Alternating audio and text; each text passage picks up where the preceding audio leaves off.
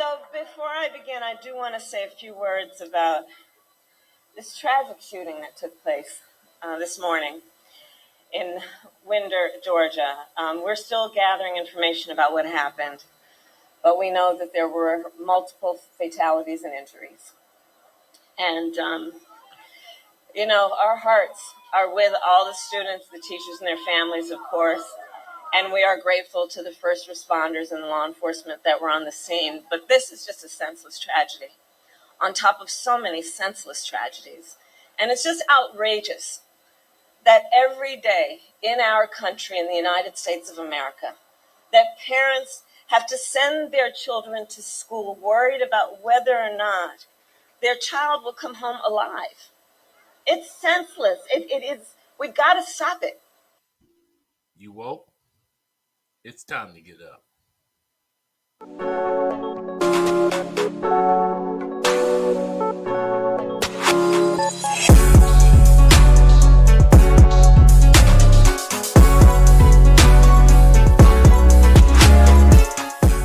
Hello and welcome to Thought You Were Woke, No Speed Limit Podcast. I'm your host, Alvin. I hope you guys are having a terrific day.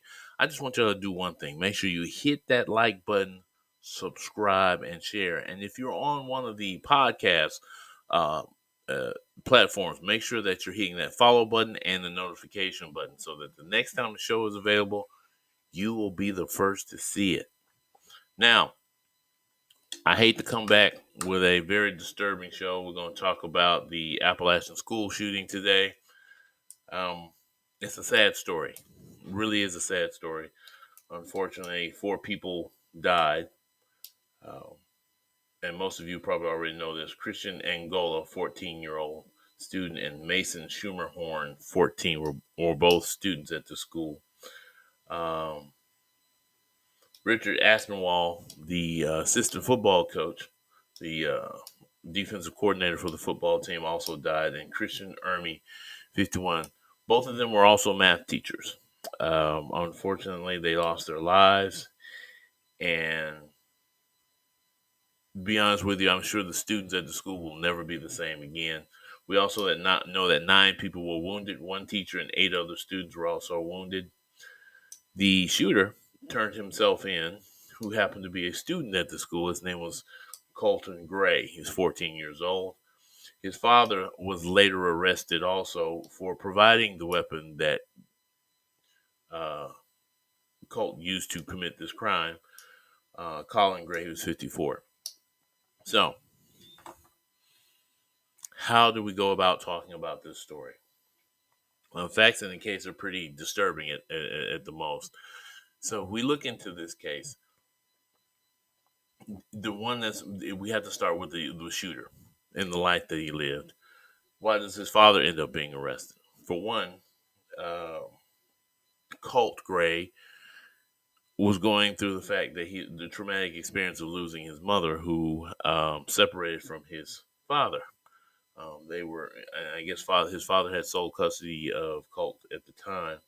Um, Also, his mother, from what I understand, from reading a couple of news articles, may have had a drug problem because there's some stories that are saying that the young lady in question was abusing drugs.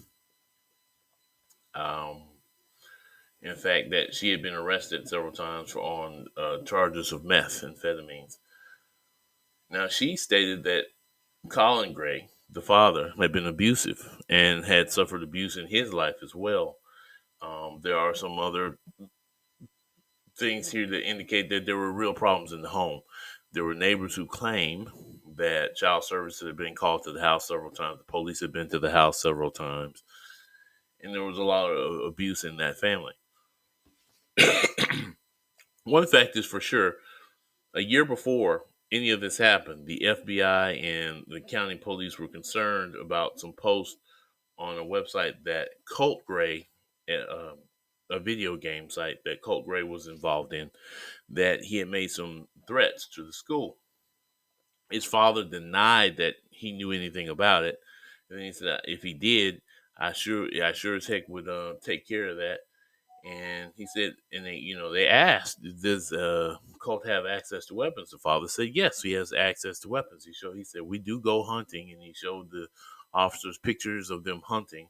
One of them would have been a disturbing picture to me, but to him it wasn't. It was his son standing there after he killed the deer with deer blood on his face. Um, for whatever reason, there was not enough evidence. And I say this, if any of that other stuff was going on, child services coming to the house, the fact that the mother that was separated, the father says he worked all the time. So that means, did he have enough time to be around Colt to know what Colt was doing? The mother was not at home. They had separated. Apparently, she may have had a drug problem. Colt's father may have been abusive. And all those are may have. I don't know if those are actually facts. These are things that are coming out in different articles about that particular family. However, the police the police later dropped it. According to Colt, he didn't. He no longer went on this particular video game site. That the account was old. He said his account got hacked. He only used TikTok to watch videos. He didn't even make videos on TikTok. And after their investigation, the police basically dropped the case. But they did warn Colin Gray while they were investigating to make sure that the child had no access to weapons and that the child did not go to the school. Now, once his investigation was over, Cole, of course, was allowed to go back to school. And his father, for some reason, that Christmas decided to purchase him an AR-15. That's after all of this just happened. The father decides to purchase the child an AR-15. Again, the disturbing information about this is that the father may have been abusive, may have been the type of father that thought certain things were okay, and they weren't okay. So, choices here are some of the things. And also, like I said, the mother, who was not arrested because she did not commit a crime, I didn't even mention her name here, was involved in this case. So all of these things are disturbing. But what's also disturbing is the failure of authority. Imagine you find out that a young man whose house they've been calling protective services to, his father says that he had suffered some bullying at school. His mother is no longer at the home. Uh, there may have been drug abuse and alcohol abuse at the home. You've got all of this information probably in a file somewhere. You can't do anything about it, but you need to keep a real close eye on this particular student. You need to warn the school about this particular student, that he may be a problem. However, because of the failures here in this particular case, here we are talking about 4 people who have died and 9 people who have been wounded by this particular individual, Colt Gray. And we have to look and deep dive into how society is reacting to this and what should we do next. We always talk about there are things that we need in society to help. This is a perfect example of a person falling apart. Here's something I didn't tell you about the Grays. Apparently, there was an eviction in 2022 where they lost their home. Colin Gray claims he paid the rent, but he said he was the sole provider of the home and was struggling to take care of the family, and that's what caused the breakup between him and his wife because he had been kicked out of the house. So I don't know if they interviewed the mother or not. That information is not here. We do, but like I said again, we do know how the young man acquired the weapon because his father gave it to him. Even though his father claimed he had no access to the weapons without his supervision, somehow this young man was able to take this assault rifle all the way to school. I don't know if he rides the bus or if he just walks to school every day. I have no earthly idea of this. And then the fact that his father said that he sometimes suffered some bullying.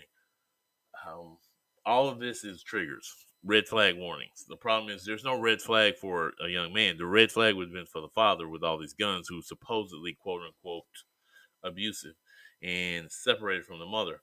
That's where the red flag laws would have came in. So what the sheriff would have done is taken the guns from the house, removed them from the house so they didn't have those weapons. However, since this case was considered closed, those weapons probably either came back, and then the father then turned around and was able to purchase a weapon.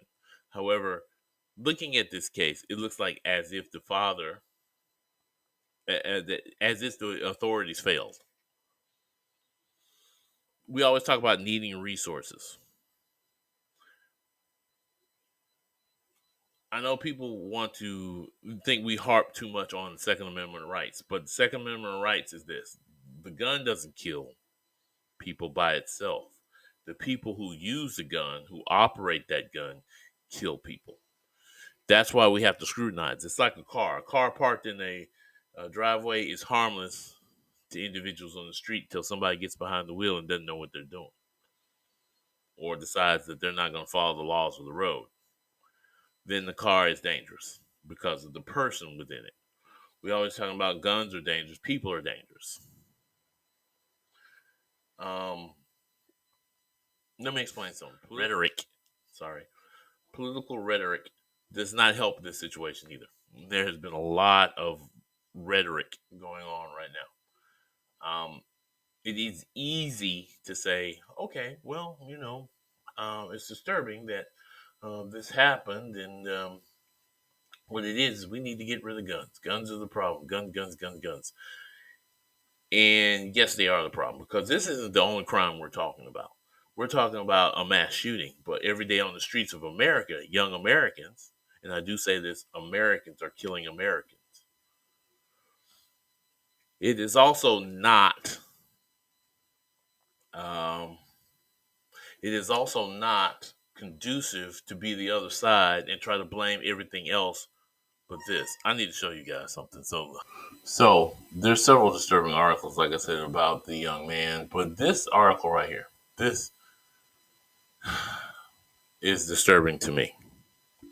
Reason why I say it's very disturbing to me is look here, look at the headline. Harris quick to call for gun control after Georgia shooting stayed mum on armed Venezuelan migrant gangs. I have a huge problem with this particular article. It's by Fox, of course, Fox News. Some call it the false news. Um, and this story, actually, this Venezuelan story, turns out to be false. So what it is according to this story, particular story, there's Venezuelan gangs that have taken over apartment complexes in Colorado. Now, according to the authorities there, in other articles, this particular situation did not occur. It has not occurred. What has happened is that the particular landlord at this particular building has decided that in order to escape punishment for what he has done, he claimed that Venezuelan gangs took over his apartment complex. Also, there is a problem with Venezuelan gangs, but not it's very minor. That's beside the point. This article itself is disturbing because the story is about the Georgia school shooting and how do we handle the Georgia school shooting. However, for some reason, Fox News has decided to take this and make it a political about Venezuelan street gangs. And that is called insensitivity to the actual issue at hand. And this is what I have a problem with. Um, there's no easy way to talk about this particular story. There's no easy way to say what was the problem, how do we fix it. But we see some disturbing facts in the case of this particular situation. One, Colin Gray, the father, apparently was abusive. The mother was strung out on drugs. They were separated. Colton Colt was living in these particular conditions as part of this family. He was also suffering some abuses at school because he was dealing with the fact of all these things going on at home. Stressors, all stressors. So at the same time, we got to deal with the failures of our authorities, of the police department, of child protective services, and all those other people that could have helped out in this particular situation that seem to overlook the things or did not do a good job of investigating or working together. We need child protective services, the police and authorities to work together to fix a problem like this in this case. But this is when we talk about that we need better mental health in this country. We need better social work in this country. We need uh, better coordination between these particular groups, because in these situations, because violence is happening everywhere, and I mean not just mass shootings. We're talking about violence in the streets, and it's not by Venezuelan gangs. It's Americans on Americans. You turn on the news every day, there's a murder somewhere in your state, and it's not necessarily somebody from a foreign country. It is somebody from right here in the United States. Most crimes that are committed by foreigners from other countries are committed against their own people, and the vice versa. Americans commit crimes over exceeding 80 to 90% of all crimes committed in the United States are committed by Americans. So stories like this are very, very disturbing, extremely disturbing. Yet we got to see this over and over and over again, because it becomes very political when we come to talking about mass shootings. It's about guns on one side, it's about the liberals with their scary tactics on the other side, and it's foolish. Foolish when we're not concentrating on the problem. Everything about this case, everything about this situation shows that we need practical solutions to violence in this country, because if you look at the lives of most of the people who end up in violent situations, economics, drugs, psychological, family problems, education, all of those come to a factor in how we have to deal with a person that becomes a violent person. And if we're lacking in some of those areas, like I live in the state of Alabama, the first thing they want to do here is build new prisons. That's going to solve the problem. We build more prisons, we lock more people up, and the more you lock up, they'll get the idea that they can't commit the crime. That's not mental health.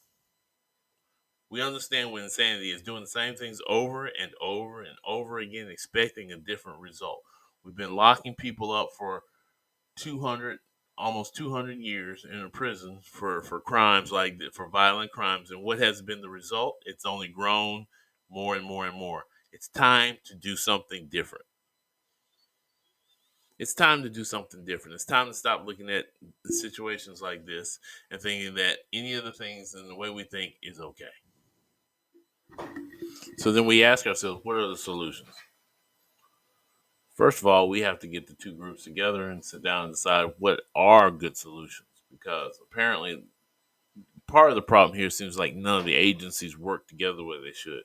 If child protective services had been involved with Colt and Colin at some point, child protective services should have been called in when the police came to interview Colt and his father. Um, if the problem is that the child protective services have been overworked, considering that the situation is pretty bad, and there allegedly the mother had been arrested for using meth and had drug problems, and police have been called to the house several times, the child protective services should have been present. Um, Maybe some counseling should have been available at the time, and maybe the resource was not to let this child go back to this particular school in the first place. Maybe the idea was maybe the child needs to get in juvenile custody at the time, see, have a psychological evaluation of the young man, and see what was going on. But instead, what happened was FBI sits down, they do an interview, they do what they normally do, they look for evidence of something, they can't find evidence of anything, they can't violate a person's constitutional rights, so they let it go. But again, like I said, some of the elements of that, even that conversation were disturbing between the father, and the FBI. So again, if we can have the departments that should be working together, if our solution is, first of all, this is no offense to police officers or anyone else, they are not trained properly to be counselors or to deal with social issues or family issues, but they often find themselves in those situations trying to handle domestic issues, trying to stop things from happening. Yeah, they're given crisis management, but they can't prevent people from slipping through the cracks, or in this case, this young man's father making a stupid decision 6 months after he's talked to the police about his own son buying an AR-15. These are the kind of things that, like I said, counseling was needed. Maybe there were some other things that were needed at the point of intervention when they were talking to the police that maybe a psychiatrist or a psychologist could have seen, even a social worker could have seen at that point. But those things were not available. It was just to sit down with the FBI and the county police. And then they did their work and said, oh, there was no problem here, and we moved on. So now here we are a year later, 4 people are dead, 9 others injured because of an overlook or not using what we call red flags. And of course, Georgia doesn't have a red flag law. It's a gun-happy, gun-toting state. We can get into all those disturbing things about the particulars of that and why red flag laws are necessary and things that could have been done to prevent this. You know, people say, hey, you guys talk about defunding the police. It's not defunding the police. What it is, it's allocating funds to things like mental health and social work, because there is a shortage in this country of social workers. Education is important because we're not just talking about mass shootings. We're talking about shootings nationwide in homes that are broken, often broken. There are no 2 parents at home. There's no contact with the father and the mother, or there's some other psychological issues going on, and those things are not being taken care of. Most crimes in the United States are domestic in nature. That is, that most people commit a crime with people they know. And these are the things that we really have to look at. And there's no simple solution to this problem. I'm just giving you some ideas here that we could use to fix the problem that we seem to be lacking in understanding. Yes, guns kill people, but people use the guns to kill people. Guns by themselves can't kill people. It is a weapon of war. It's a weapon used to hunt. It has a purpose, but it strains the fascination in our nation with this particular object and how it is used. Well, folks, I'm all out of time. Just remember to like, share, and subscribe. I hope you guys have a wonderful day. And if you have a comment, please leave it below. I will also show you some of my other videos. I do have one about the original Michigan shooting, and also another one that details some stories about some other mass shooters. I will leave those in the comments for you. Y'all have a wonderful day. Peace. You have been listening to Thought You're Awoke No Speed Limit Podcast.